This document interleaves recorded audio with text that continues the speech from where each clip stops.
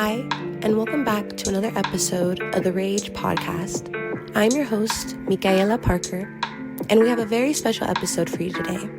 As many of you may know, this year marks the 10th anniversary of IRISE.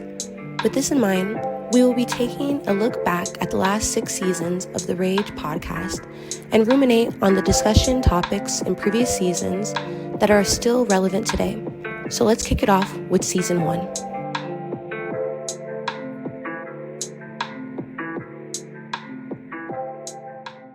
In Season 1, we are introduced to Professor Tom Romero.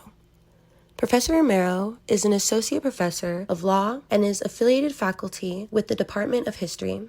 The author of numerous articles, book chapters, and essays, Professor Romero teaches and researches in the areas of the legal history of the American West, Latinos and the law, immigration law, school desegregation, property, law use, water law, and urban development and local government in the United States. A native Denverite and undergrad alum of the University of Denver, Professor Romero is a graduate of the University of Michigan, where he received his JD and PhD in history.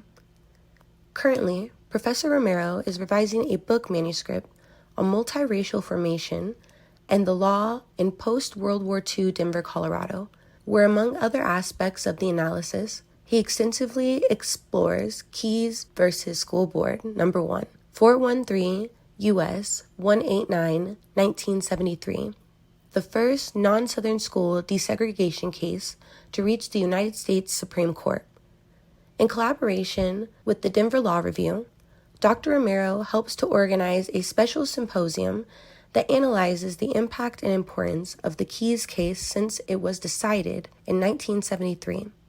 He also works on several projects related to the past history and current challenges of race, immigration, and water law, known as the Color of Water Law Project.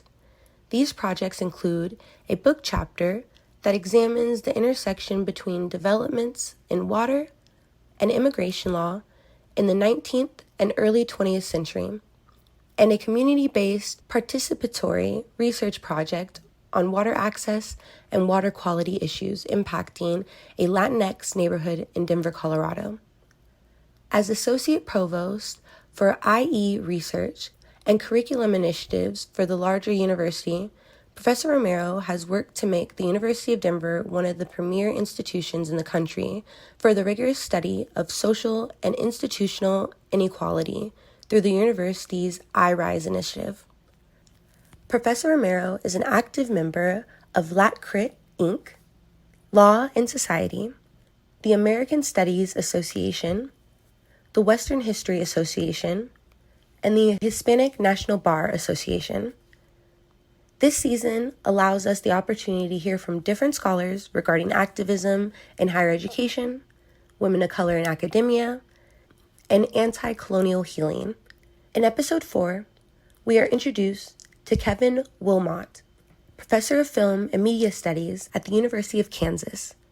Professor Wilmot is a screenwriter, producer, and director working with the likes of Oliver Stone, Martin Sheen, Whoopi Goldberg, Wes Studi, and most in the news, as of recent, Spike Lee.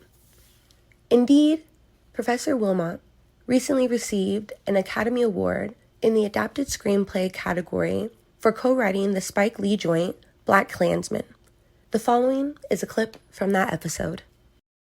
Sure. Well, I think growing up, I grew up in this little small town, Junction City, but it was a really diverse city. It was an army town, and so I tell people the street I grew up on, 20,000 people live in this town, but the Buffalo Soldiers were stationed there, and so they went all over the world, and they brought wives from all over the world back home, to Kansas. And so my block, just one block in a small Kansas town, it's a white couple lived next door to us. Across the street was a black and Japanese family. Across the street was a black family, black and Korean, black and Filipino, black and Chinese, black and Vietnamese, black and Italian, black and German. This is all on one block in a little small Kansas town. Wow. and it really taught me that race doesn't matter. We were all kids, trying to just have fun. And race does matter because, it's really important for you to know who you are and for you to be proud of who you are and to kind of connect with your identity. And at that time, the city didn't celebrate that diversity. It was ashamed of it, and Junction City kind of had a bad reputation for a lot of things. But I think in the end, it was kind of also because it was so interracial, and that to me was the thing that really kind of branded me, I think. And I experienced discrimination growing up, and I saw racism, and I've always been someone that kind of, I guess my parents raised me right. I care about others a little bit, and it's hard to see people being mistreated, and not respond to that. I mean, the thing, I think growing up, the older guys in the neighborhood, I grew up in the early 70s and late 60s, and I was a little kid then, but I heard those conversations from the older guys in the neighborhood, and at that time, you responded to the problem. I mean, there was no talking about the problem. It was just you talked about the problem and then you responded to it. Sure. You acted. You did something. I mean, you were growing up at that time. You were used to seeing people, be activists and to Dr. King and the Berrigan brothers and all the great people in the 60s and 70s that tried to make it a better place. And so I think all of that had a big influence on me and the films I try to make. A friend of mine asked me that the other day, and I don't know how I do it, to be honest with you. I mean, I think it might be from that time of growing up in that period that was a time when you didn't pull any punches. I mean, the 60s and the 70s, at least the mid 70s, people didn't pull punches then. I mean, they confronted power, and they weren't afraid to confront power. They weren't afraid to kind of speak the truth to power. And fortunately, I don't know, it might be the style in which I do it. I don't know. I mean, I think the fact that when you make films, and you're ultimately trying to entertain people, and I try to when I talk about these things, I think about them before I say them. I don't just kind of spout stuff off. I don't mind offending the people that should be offended. That's just straight out. I don't mind doing that. But I want to explain myself in a way that hopefully you understand what I'm talking about. And that part of it hopefully helps to navigate the world of this stuff, because especially now, I mean, people are just taken out of context all the time, and people are, misunderstandings happen all the time. And I try to, and you can still say something and the quote be, separated from what you said the earlier part of the interview or something, you know what I mean? And you could sometimes not sound as, sincere or whatever as you might want to sound. But I try not to push anybody away. When you talk about the president or somebody like that, those people in power. And in that sense, you don't have to give them that kind of respect. I mean, when people are in power, they're affecting other people's lives, and so the thing where I grew up with was that, and kind of learned and believe that you have a responsibility to speak to power, and you have a responsibility to tell the truth to power, and you hopefully you do it in a way that people understand what you're talking about. But that same technique is how we make our films as well. I mean, we don't pull any punches in our films, and the fact that something like BlacKkKlansman, wins an Academy Award, I think probably part of the reason it won is because we didn't pull any punches, because we spoke truth to power. And I think, fortunately, I mean, sometimes you're punished for it, sometimes you get hate mail for it, And sometimes you're celebrated for it. This is one of the times I think we were celebrated. The joke I always tell people is like, I think I'm the only person in the country, Spike and myself and a couple other guys, that have benefited from Donald Trump's presidency. Because no one asked me, do you really think it's that bad still? Yeah. No one asked that anymore. Everybody knows it's that bad still. And so it's made my work far more relevant, because I've been trying, we were always trying to say, hey, this is a problem, and now everybody believes us. In Season 2, we are introduced to host Hashira Sol Ashimu. Hashira Sol Ashimu, born and raised in Northeast Denver, an East Angel graduate, received his college degree from the HBCU Howard University and later traveled the world, where he would spend a decade of his life living in Africa, raising his family in Ghana. Hashira is a prolific writer, speaker, facilitator, communications professional who has been using his talents, experiences, and skills to create and support stimulating, engaging, and innovative community initiatives that usher in social change. In addition, he has worked in the nonprofit and governmental sector in the United States and 5 African nations. Known as H-Soul by his harshest critics and beloved community, Hashira is a community organizer dedicated to the pursuit for social equity and education justice for society's most vulnerable children, Black, Brown, Indigenous, special needs, and those living in poverty. Hashira Sol Ashimu is the founder and executive director / co-director of 2 grassroots organizations, hashtag Breaking Our Chains and hashtag Our Voices, Our Schools, respectively.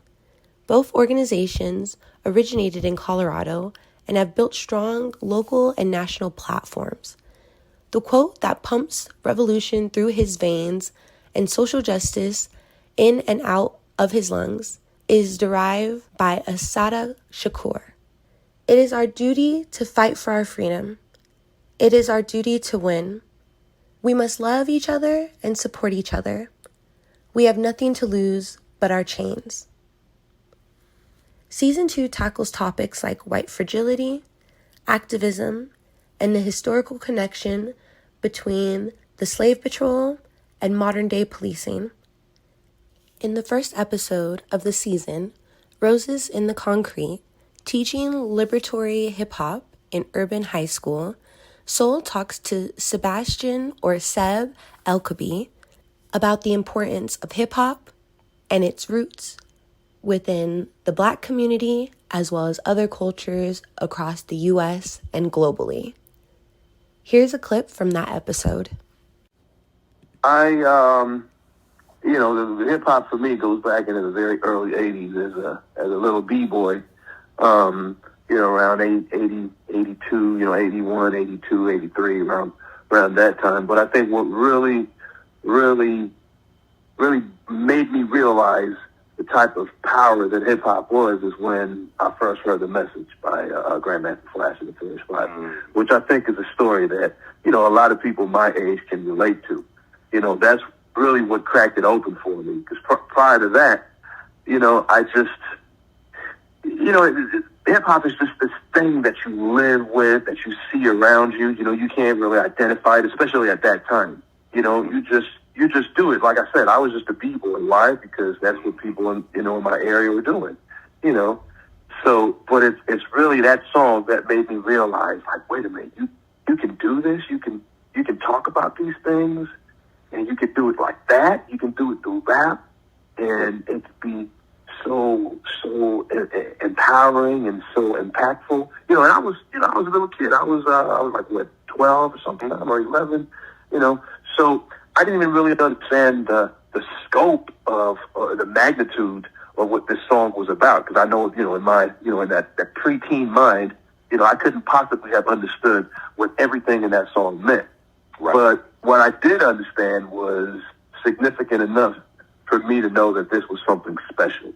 And I remember the first time I heard that song, telling myself, and this is like vivid. This is a vivid memory. I remember telling myself, like, I don't know what I'm going to do with my life, but whatever I do, it's going to have something to do with this. I then go on to ask Seb, could he talk about the consciousness in hip hop, why he was attracted to it, and what he sacrificed, and what oftentimes most artists, community organizers must sacrifice in order to stay true to the consciousness of hip hop.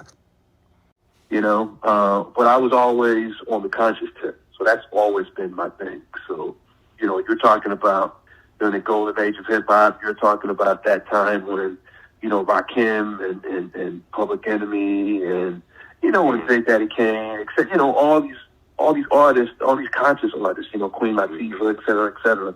You know, this is the time when the Zulu Nation is, you know, has a huge hold and a huge presence in hip hop. You know, this is the time when, you know, there's the Afrocentric themes and pro-black themes in hip hop, you know, when people are learning about, you know, Malcolm and the Black Panthers and, you know, and learning about Kemet and ancient civilizations, you know, Mr. Farrakhan is, you know, really being, you know, sampled and used on so many tracks, you know, the Nation of Islam, you know, and 5%ers are a big part of hip hop, of course. So, you know, this is an educational period for, you know, all the people at the time who were really being impacted and influenced by hip hop. So I'm a product of that. Season 3 centers the themes of equity, community organizing, Black anger, and white denial. In episode 4, The Prodigal Son, Soul sits down with Terrence T. Rob Roberts to talk about his legacy, Denver local politics, and the city's history regarding topics like race. Here's a clip from the episode. When I was doing my religious studies in prison, you know, some of those Bible stories really struck me. You know what I mean? Like, you know, like the story, you know, when, you know, like, let's say the story of the prodigal son, man, just to see everything he had been through. And it reminded me of myself. I remember when I first read that story, man, like, you know how you kind of got tears in your eyes, but you know, you acting tough, so you don't want nobody to know you know, I was trying to change, but I was still a little bit too tough to, you know, let all these hardcore brothers see me cry. But I had never heard that story before, man. It was all of us brothers sitting at this round table, Crips and Bloods, and we had a brother named Douglas P.J. He was one of the original Crips out of Los Angeles, and he was leading our Bible study in the pod. And he was just reading his story. He was like just a phenomenal speaker, preacher, just a good mentor type of brother. You know what I mean? Yeah. You know, when he reading this story, he was just like, this is you. This is like, who else is this? This is you, Terrence, you know, and I'm just listening. And he just like, you know, like this young man just squandered everything. Like God gave him everything. And when he squandered it, he didn't have nowhere to go.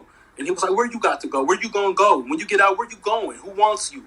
And I'm just like, nobody, you know, no, I didn't have no women. I didn't have no friends no more. I mean, I didn't want to gangbang no more. And definitely the Crips didn't want me hanging around, scumbagging it around 5 points. You know what I mean? So, right.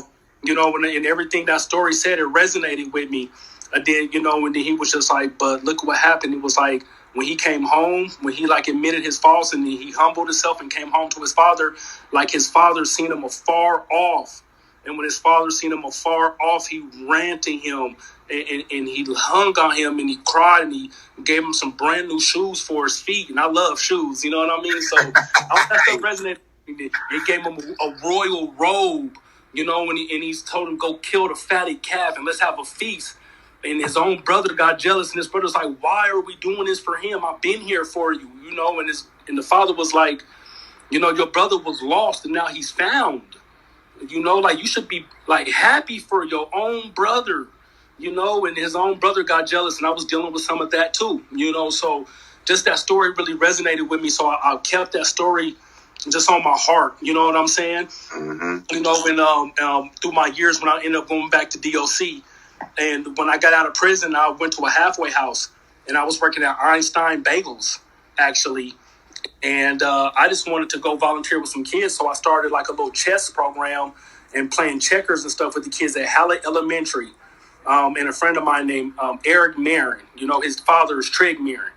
So I went, did a speech at the school, and I spoke to his class. And then I asked him, I said, man, I want to come volunteer a couple days out the week. It was like, you could have the kids Tuesdays and Thursdays. So I literally cut my hours at Einstein's, and I started volunteering with the kids. Then I started Prodigal Son. The only reason why I started Prodigal Son was just so I could raise like $400 or $500 so I could take the kids hiking and stuff, because they wanted to do more than just play checkers and chess at Hallett. And I didn't make enough money. I was probably making $12 an hour or something at Einstein's. So I did my 501c3 paperwork in my basement. And once I got my designation, I was literally raising money from the Cherry Creek kids' parents who went to Cherry Creek. So like I had Jack Elway and his sisters, Jordan Elway, and them come in to hang out with me, and the whole football team. I was going to the Cherry Creek football games, and the parents ended up falling in love with me at the store, and I ended up raising about $50,000 working at Einstein's. And when I raised that money, man, I ended up quitting Einstein's, and I started working for the Denver Children's Home. They hired me, even though I have 4 felonies. I'm a 4-time felon. They knew of my gang history. They told me to write an essay to explain why I joined the gang and how I got out. And they wanted to check my writing skills and see where my head was at. And I wrote like this 5-page memoir on my gang history and what I wanted to do with the youth. And the Denver Children's Home hired me to be a caseworker. And I was doing Prodigal Son part-time. So I was doing that for a while. And my program started growing. Now all the kids from Hallett wanted to come because we were going hiking and rafting. Then what really ended up taking me into the next level of activism was when the Holly was arsoned in 2008. In Season 4, we are introduced to a new host of the R.A.G.E podcast, Karis Fox. Karis is an alumna of the University of Denver class of 2022, where she double majored in English and political science with a minor in history. Karis worked as the program and research assistant with the Interdisciplinary Research Institute for the Study of Inequality, or IRISE, at the University of Denver. While in this position, Karis led the Remember X research project, tasked with assessing the effectiveness of current diversity, equity, and inclusion initiatives in providing a safe and empowering campus experience for community members with marginalized identities. Dedicated to community organizing and community care, Karis has worked at the Blue Bench, a rape crisis center in Denver, to facilitate conversations with groups across demographics about the importance of consent, healthy relationships, and combating sexual violence in the community. She has also facilitated community-based conversations about the intersectionality of race and sexuality, Black mental health and well-being, and education equity. Season 4 specifically centers mental health and wellness, coalition building, and combating sexual violence.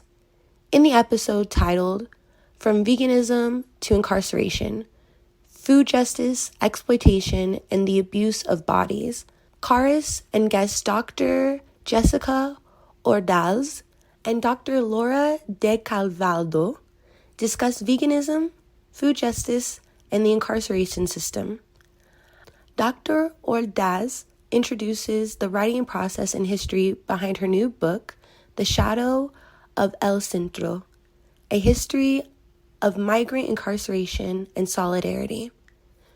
Dr. De Calvaldo deconstructs the representation of prisons and female inmates in film and the role that film plays in molding public opinions about incarceration and those incarcerated. This episode also examines the parallels between the food industry and the incarceration system regarding the abuse of bodies and exploitation for profit. Lastly, our guests address popular narratives about the legality and illegality of persons and justified imprisonment. Here's a clip from that episode. Sure. So for me, when I was doing the research, I found that, those who suffered the most, or at least the harshest, were the dairy cows, basically, the female dairy cows. And in terms of, I don't know if you're not familiar with The Handmaid's Tale, right? Like, that's the everyday life of a female cow, basically, who is forced for dairy and whatnot. It's just like forced to be impregnated, taking the child away. And there are so many parts, and I identify strongly as a feminist. And it broke my heart just reading all that, in terms of, very patriarchal system, all about profit, taking female bodies as property, basically. And it's all about reaping benefits and influencing cultural mindsets at the same time, where people think, okay, cows are there just for human milk. Well, actually, cows are there for, their own calves' milk and stuff like that. And, things of that nature, of just kind of changing something that should be natural, and it's just kind of, warped in order to serve the interests of humans and profit, essentially, right? How can you maximize the most amount of profit? And nowadays you might even go past farms and see cows with giant holes in them, because it's much easier. So you can just put the stuff in whatever kind of hormonal treatments and stuff you want in them. You just see these, I forget what it's called, but it's just horrifying. I remember seeing it and like pulling over and just crying by the side of the road. And just things like that. Like, I just wish more folks would make a connection. When I found out Angela Davis was vegan, I'm like, oh, finally, another person, it makes sense, and she speaks widely about the intersection between gender and food justice and incarceration and whatnot. And I just hope more people speak out around this issue, because it's not as talked about. People tend to see food as food rather than more humanized elements, or humanized, not the valued elements, I guess. Right.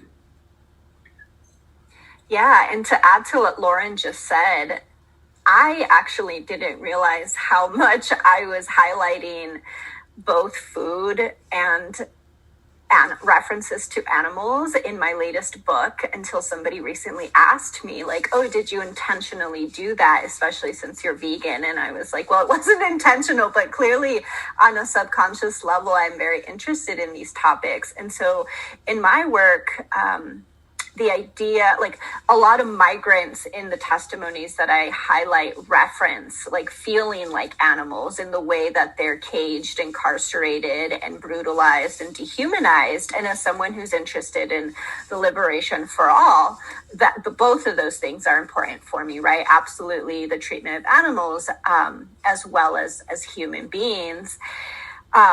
And I also talk about food in the sense that I write about hunger strikes. I write about the poor quality of food in detention. And in addition to that, in an early chapter, I write about making profit by providing folks who are either incarcerated as migrants or braceros, by feeding them food that is relatively inexpensive and lacks nutrition, and then that's a profit for someone. And so, yes, food and ideas of being treated like an animal actually do come up in my book quite a bit. Centers around the themes of student activism, environmental justice, and collaboration. In the Legacy Part 3 episode, I Don't Feel Safe, addressing the threats, retaliation, and backlash that student leaders and their allies receive at DU, the Legacy series explores the lived experiences and impact of student leaders at the University of Denver. This series has 3 goals: center decolonization and inform the DU community of DU's colonial roots and perpetuation of racism, hate, and discrimination; memorialize the resistance and brilliance of student leaders and their allies, offering a behind-the-scenes look at their labor; and lastly, to alert the DU community to the harms that are continually inflicted upon student leaders at the University of Denver. This episode explores the advocacy and hardships of student leaders who choose to participate in activism to create safer spaces for those with marginalized identities. So here is a clip from that episode. Leading up to Do Better, I started working in anti-gender-based violence work my freshman year of college at DU. I joined a student organization that was called SESA at the time, Student Coalition to Eradicate Sexual Assault. It had been created a couple years before I started here, during when there was protests happening at campuses all across the country. When the Hunting Ground documentary came out, it was a big conversation, and we created a student org on campus, and then nothing was really happening. My freshman year, 2 seniors were leading the organization, and we put on a couple events, but like we weren't really doing much. So I talked to them at the end of the year about wanting to lead the organization the next year, and I ended up being president my sophomore through senior years. And I just kept hitting wall after wall. My emails to Chancellor Chop were not being answered. I couldn't get anybody to talk to me. We hosted events, like we hosted sexual health events. We hosted like open mic nights for survivors to share their stories, but it was always something that like very few people came to. People didn't really know our student organization existed, and I couldn't really get anyone in charge to talk to me. Which is why my senior year I decided that we needed to create something. Actually, my junior year I had tried to create a Tumblr account to do kind of a similar thing, and it didn't take off. So my senior year I decided, okay, let's make an Instagram account and let me try one more time before I leave to you to really see if we can get traction on this. But it was countless hours and like being frustrated and emails that like I couldn't get any attention before this started. And I think honestly it was a combination of timing and luck that it ended up taking off at all. There was kind of, when we had first actually met at like the Remember X planning session, that's kind of something that you had said about, you were like sending all these emails and no one was being responsive. And we've had like similar things where until you get the greater like campus community to know about it, then you might get some response. Did you experience that too? But like when you go directly to them, you don't really like get any response. I will say it was a combination of like we got a new chancellor, Chancellor Hafner, who like was more responsive to the issue, I would say, and it was like we got media interviews. We did 11 media interviews in 2 weeks, and then finally the university wanted to talk about it. And the Denver Post. I remember our first media interview I think was with Channel 4, like a local news station, and when we were doing the interview, they were like, we've reached out to DU, and they said they're not going to comment. And then by the time our interview came out, they had actually told the Title IX coordinator to go do an on-camera interview with him. Like, they had realized that they actually needed to say something. And all of a sudden, they were willing to talk about it. So I definitely think it took external pressure, for sure. And I think it was that also, and because of my position in the undergraduate student government, I was there when we got a briefing from Campus Safety fall quarter of my senior year, when they told us that there were numbers of druggings happening on campus that like weren't necessarily reflected in Campus Safety's reports, and that they were concerned about a local bartender drugging students, and that was really concerning to me. And so once we started asking questions about that, combined with the news interviews, I think that that's when they finally felt like they had to respond. The R.A.G.E podcast was created to provide critical insight into one of the most vexing topics to our date. In an era of Black Lives, the Wall, the Flint water crisis, and Standing Rock, just to name a few, everyone is talking about race. Not surprisingly, race scholars have often been front and center in these formulations, as seen in scores of recent books, op-eds, essays, blogs, and articles, and results in backlash. In higher education, we have either taken for granted or ignored altogether the emotional, professional, and even physical risk being undertaken by race scholars. Though race scholars have been doing important and insightful scholarship, research, and creative work for decades, the work has rarely led to any revolutionary change on our campuses or the communities that we serve. Instead, the work of race scholars has often been marginalized and silenced, while policies, practices, and discourse of color-blindness and post-racialism has reigned supreme on our campuses and in our local politics. The result has often left race scholars silently raging at the intractability and inability of higher education to take racial privilege and anti-racist discourse seriously. On the R.A.G.E podcast, we interview race scholars around the country about the personal and professional challenges of academics committed to critical race methodology in one's scholarship, teaching, and community engagement. For the last 6 seasons of the R.A.G.E, each host has explored different yet similar themes regarding inequality, activism, and scholarly resistance. For the past 10 years, IRISE has been a leader on the University of Denver's campus, and the R.A.G.E podcast has helped amplify the scholarly work of many activists, community organizers, and other social justice practitioners. As my graduation fast approaches and my time as host of the R.A.G.E podcast comes to an end, I am forever thankful for the opportunity I had to express myself creatively through this vessel. I never imagined in my wildest dreams that this would be my path, and yet I wouldn't change it for the world. So, as we wrap up Season 6 of the R.A.G.E podcast in the next few weeks, I want to thank you all for tuning in and continuing to engage with our incredible guests and their work. And I also, quickly before we end the episode, want to shout out and congratulate the Denver Nuggets on making it to the NBA Finals for the first time in franchise history. Congratulations to them, and congratulations to the city of Denver.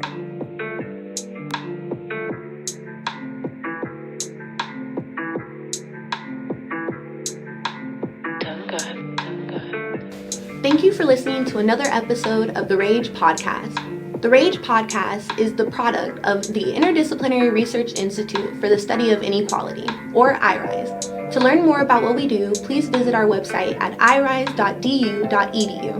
To ensure that we bring you quality content, please be sure to subscribe, follow, like, or share on the platform you are listening to us on. For R.A.G.E opportunities and updates, please follow our social media pages. You can find us on Instagram, Twitter, and Facebook at the R.A.G.E podcast, all one word. Thank you again for listening to another episode of the R.A.G.E, and remember, every day you are breathing, you are winning. Stay safe and you are loved.